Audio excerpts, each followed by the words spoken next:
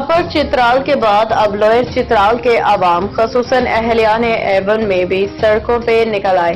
All parties नौजवान Avon और civil society के नुमाइंदों पर मुश्तमिल एक अजीम शान एहतजाजी जलसा एवन में मुनाकिद हुआ, जिसमें बड़ी तादाद में मुकामी अवाम ने शिरकत की।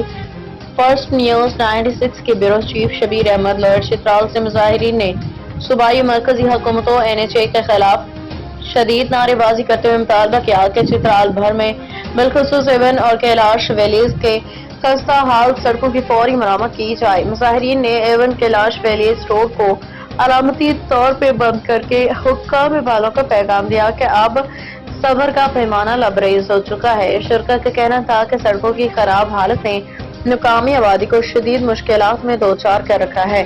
बिलखसूस इमरजेंसी की सूरत में मरीजों को अस्पताल मुंतकिल करना इंतहाई दुश्वार हो चुका है। सियाहती एतबार से अहम खित्ता होने के बावजूद हुकूमत अदम तवज्जुही नाकाबिले फहम है।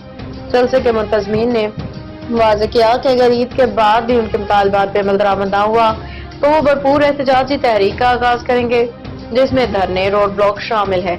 मुकामी बुजुर्गों, सियासी समाजी रहनुमाओं, नौजवानों ने जलसे से खिताब करते हुए हुकूमत से पुरजोर मुतालबा किया कि सड़कों की मरम्मत को तरजीही बुनियादों पर शुरू किया जाए।